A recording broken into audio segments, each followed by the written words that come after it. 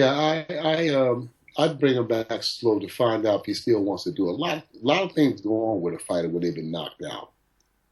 The humiliating factor that I was taken out in the first round. I was being highly touted, and now this guy comes along and beats me. So you got to check their mental state after that day. A lot of times that knocks the fight right out of the fight. If you look at John Mugabe facing Marvin Hagler, he was never the same after the Hagler fight. If you look at Mike Quarry fighting Bob Foster, Mike Quarry, even though he fought on after the Bob Foster fight, he was never, ever the same. And I've seen this here many times in the sport of boxing. When a guy blows a guy out, devastates a guy, knocks him out, you got to find out what you're dealing with, you know? Okay. Do they still want to do it? Do they still have the will to do it? In terms of Usyk, Oleksandr Usyk, you talked to me about Matty Askin and the fight now possibly not happening because Askin and negotiations. What's the situation with that now? Right now he's out. You know, I spoke to the promoter, and the promoter said that he was out. You know, there was some disagreement that they had. You know, so I don't know what goes on behind the scenes, but he's out. I thought he was the guy to go forward, and then two other guys are out too. One of the criticisms we made was Askins in terms of the YouTube. When I uploaded, people said, Askins wasn't very good. He should really prepare for the guy who they want to fight in the summer of next year. So maybe getting somebody who's southpaw and around the same height With Usyk? as the WBO champion. Yeah, well, I think that WBO allows a guy to make a voluntary defense in his first appearance, and then he has to oppose the mandatory, and Right. that's Oleksandr Usyk. So would you take that fight straight away? Would you not prepare more, take more fights before you took that challenge? That means Alexander Usyk would have had what, 9 or 10 fights fighting for a world title. No, we're going to take this fight. You know, we're going to take the fight on the 12th of December, and then I assume that we'll fight for the world championship in the next fight, being that with the mandatory that we'll take the fight and fight the champion in our next bout. So you would fight him in. So you're technically saying you'd fight him in 10 bouts, or 9 to 10 bouts. Yeah.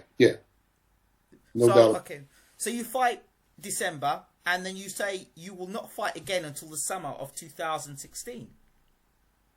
Would there not be a interim fight between that point?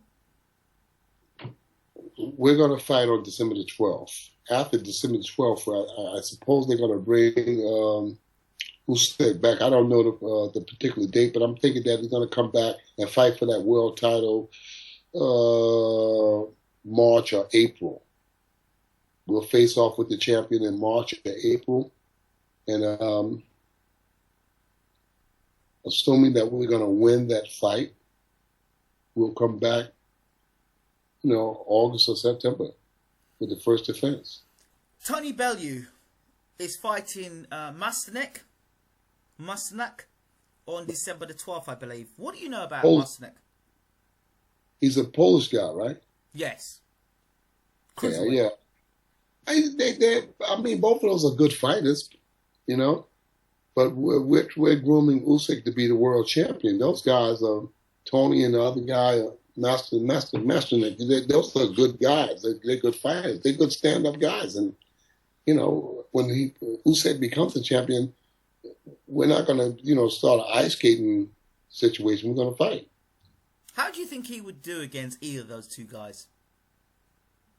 I think he stands in with anybody in the world right now, you know, without sounding cocky or anything. I think that Usyk can stand in with anybody in the world, so we would not shy away from any challenge. If he becomes the WBO champion, we're not going to shy away from him. We're going to fight the guys that's there. Okay, fair enough. Cotto Canelo, that's just around the corner. Big fight that everyone's talking about. You know, when I first thought about this fight, I thought, Canelo's going to walk straight through him and knock him out. And then I remembered Canelo fought his brother Jose Cotto. And in the first round, he rocked Canelo quite badly with the left hook. And I'm thinking to myself, if Cotter can catch Canelo early, we might see an interesting fight now. I just think that Cotto has been through a lot. He started at 140, and in some of the fights he won, he went through a lot, you know. And now he's went to 47, and now he's at 54, and now he's at 60. Even though he's probably going to come in at 155 or something like that. I just think that he's been through a lot. I think that the bigger, younger guy is going to win the fight. Yeah. You know, the bigger, younger guy is going to win the fight. And could possibly win it by stoppage. He could possibly win it by stoppage. It wouldn't surprise me. What would surprise me is if Miguel Cotto beat him. That would surprise me. So you don't think Cotto's left hook could be a factor in this fight? No, I don't think that. I think that Alvarez has seen the left hook before. He knows how to deal with it now. You know, there's an experience thing. He knows what he has to do in that ring and how to deal with the left hook or the right hand or whatever else that hits him. He's an adjusted guy. For those people who think that Cotto could come in there and do what he wants, this big, strong, young guy, they better think again. This guy is fresh. Cotto is damaged goods. That's true. Teddy Atlas has made a lot of statements recently, but he does do a lot of talking before fights anyway. Not Teddy Atlas, Freddie Roach, sorry. He does a lot of talking before fights. A lot of talking. Yeah. That's all he does is talking. I don't know how much you can read into what Freddie Roach is saying. He talked so much. He talked Manny Pacquiao into getting knocked out by Marquez, and he was winning that fight. And if that fight had gone another round, maybe another 2 rounds, they were going to stop the fight, and Pacquiao was going to win. But Freddie was bent on getting the knockout, going to get the knockout, this, that, and the other, do this, do that, and got him knocked out. Again, nobody said nothing. Nobody said nothing because the great white father said do it, and nobody said nothing. Let a black coach do that, and they'll burn him by the stake. Well, Floyd Mayweather Sr., Hatton getting knocked out, flattened by Pacquiao.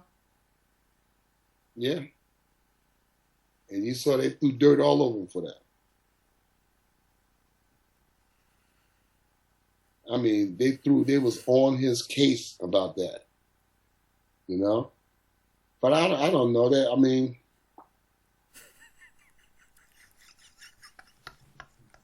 you out there, what did they think was going to happen? Did they think Hatton had a chance against Pacquiao? Pacquiao was hot at that time. He was hot at that time. He was very hot at that time, but Hatton was the best light welterweight in the world. Well, he was good at light welterweight. He's very good at light welter. He's not welterweight, but if he fights a light welter, he'll be fine. Mm. And he got destroyed. Yeah. What do you think of this idea of Manny Pacquiao fighting Terence Crawford? Because I can see, in my mind, I can see the whole sacrificial lamb thing happening. I'm just not enthusiastic about young upstarts. Well, I guess it got to happen because it's a draw. Yes. But I'm not.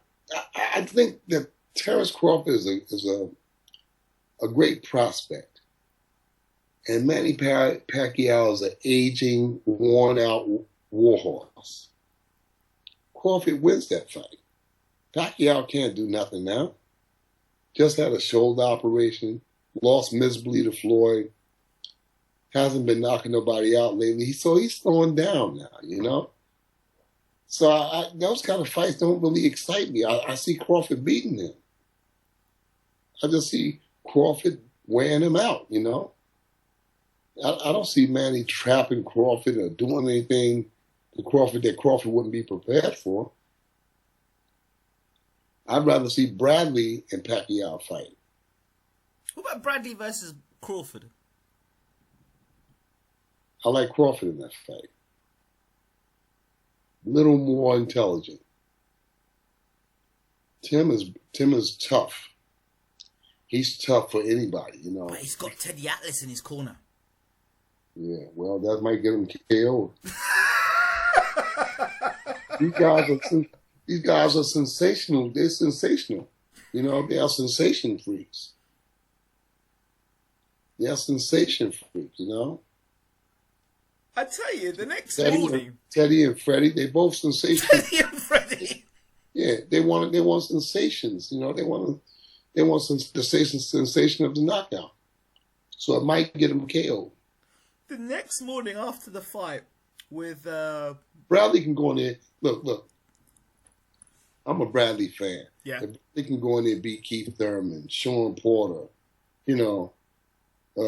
Kell Brook. Now I can say Teddy made the difference with this guy. It's not that Teddy can't make the difference. Well, what I'm upset when I'm talking to you is that don't tell me that other trainers in the sport got to make their guidelines alongside of what Teddy Atlas or Freddie Roach does. No, there are guys out there. There's some good guys out there that people don't even know about. That don't even know about that are good trainers. There's some guys out there. Absolutely. Absolutely. And you have to pay homage. You have to show those guys some respect. Look what they're doing. They say you take guys like John David Jackson, Good trainer. Russ Amber, and those guys down there working with Deontay Wilder. When a guy is consistent, you have to give respect to those people who are in those corners. You have to give respect to them. Those guys are good trainers. And people don't say, they make it look like one guy is training the fight. It's not one guy. Emmanuel Stewart was a great trainer, and the biggest respect that I gave Emmanuel was that he always surrounded himself with good, solid trainers. He surrounded himself with them over the years. Luther Burgess, Walter Smith, Floyd Logan, and Lee Crenshaw. These guys played a role in those guys being success stories. They played a valuable role. They had the temperament of the fighter. They taught the fighter the basics. Emmanuel couldn't have did that by himself.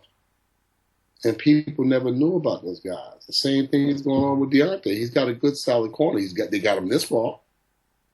So you have to pay some respect to those corners. That's the thing that makes the fighter, the corners.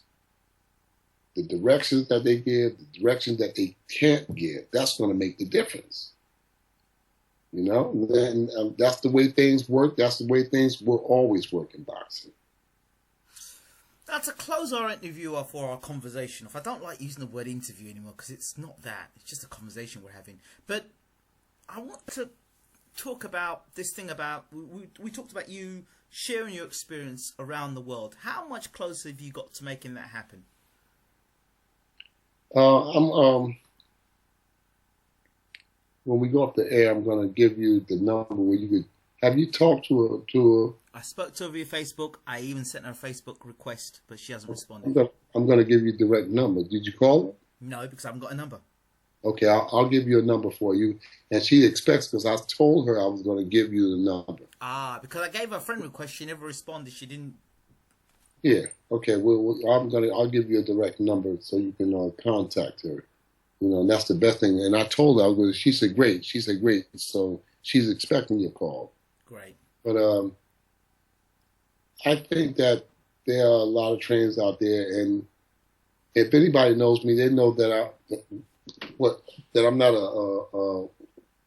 a camera freak. I'm not a show off. I'm not a big mouth. I'm not that kind of guy. I've been here. I've worked a lot of camps, a lot of corners.